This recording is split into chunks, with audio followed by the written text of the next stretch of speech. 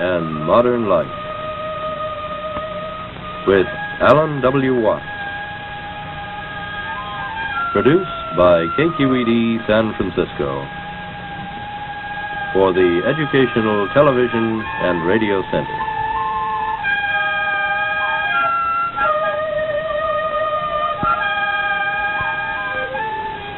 Alan Watts is a scholar, lecturer, and the author of many widely read books on comparative philosophy and religion.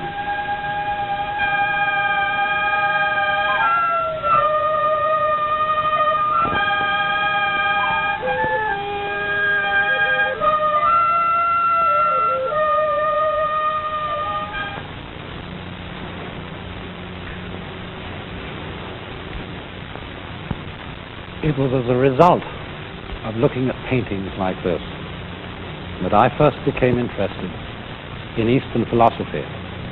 That was many years ago when I was a boy, only about 14 years old.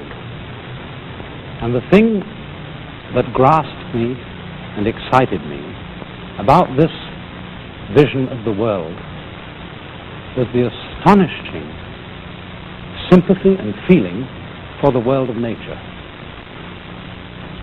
Think, for example, of a painting like this, which is called Mountain After Rain.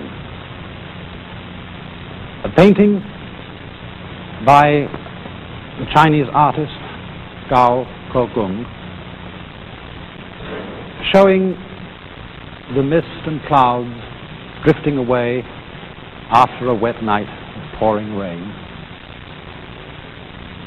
And it's fascinating for us to think that pictures of this kind are not what we would call just landscape paintings. They are also icons. That is to say, they are a religious and philosophical kind of painting.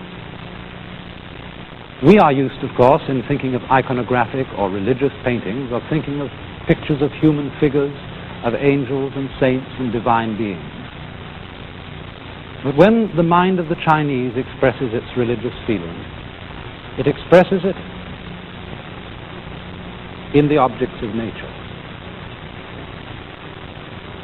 And their feeling for nature is in one very important respect strangely different from ours.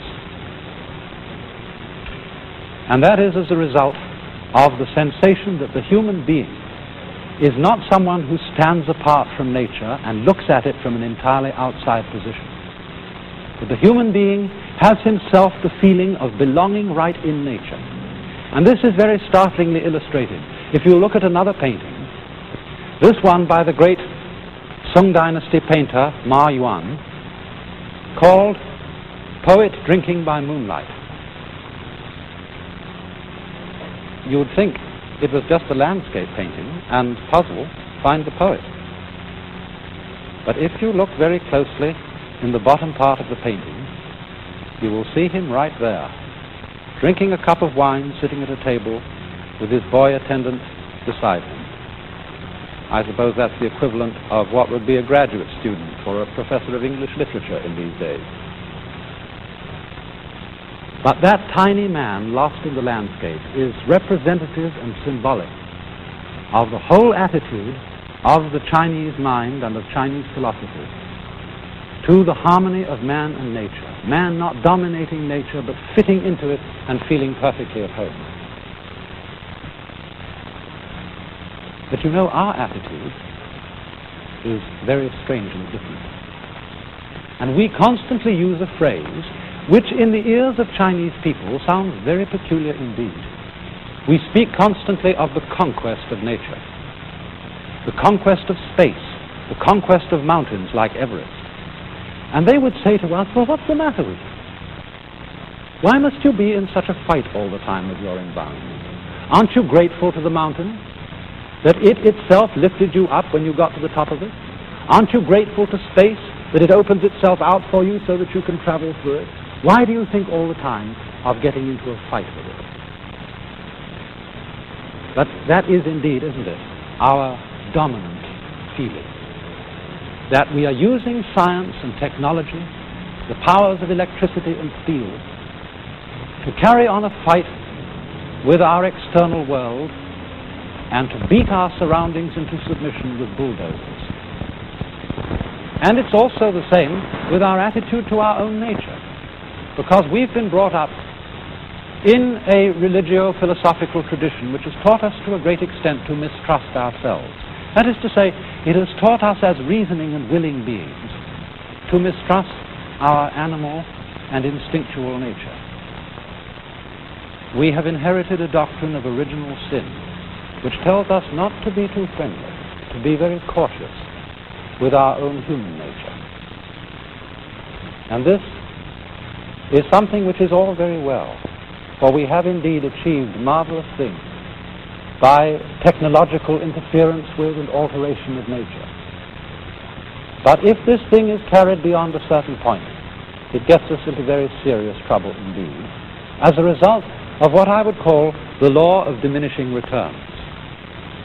Now, it's something like this, to illustrate it in a very simple way. Supposing you start mistrusting your own senses. Supposing you're the sort of person who, when you go out for a walk in the morning, you're going down to the market and you wonder, did I turn off the gas stove? And you've only gone a few paces from your house and you think you must go back and take a look in the kitchen and see if you really did turn it off.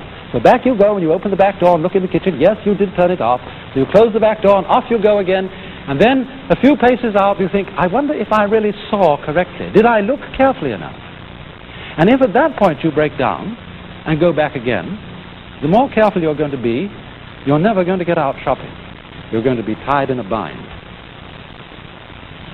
And although you may say, well, that's only the sort of thing a very stupid person indeed would do, as a matter of fact, this is what our culture is beginning to carry on in very big dimensions.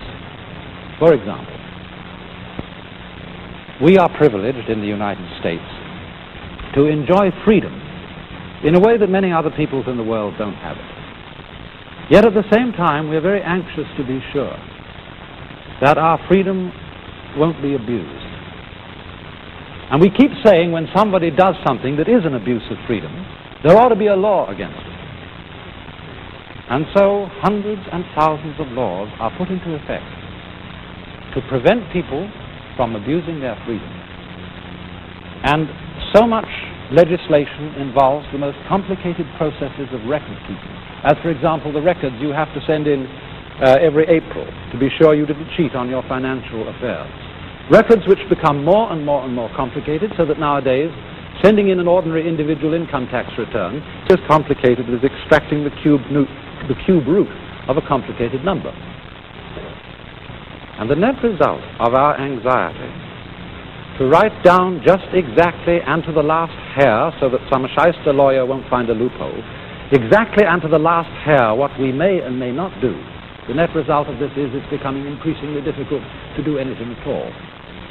In other words, if you want to start a business enterprise, if you want to create, say, a non-profit society, you have to hire lawyers, you have to have whole staffs of secretaries to attend to the bookkeeping, the records, the returns that must be made to the government. And some of our great universities even have vice presidents in charge of relations with the government. The same thing comes out, for example, also in our animosity to nature in the sense of wanting to obliterate distance. We want to go faster and faster everywhere we go, and so annihilate the span of the earth between ourselves and the place we want to reach. But what is the ultimate result of this? Just think of it. If you're getting faster and faster from point to point, and obliterating the distance between points, two things happen. In the first place, all points that are set next to each other by, say, jet propulsion tend to become the same point. In other words, the faster you can get from Los Angeles to Hawaii, the more Hawaii becomes exactly like Los Angeles. And therefore tourists keep asking, well, has it been spoiled yet? And by that they mean, is it just exactly like home? And furthermore, if we begin to think about our goals in life as destinations, as points to which we must get, it begins to cut out all that makes the point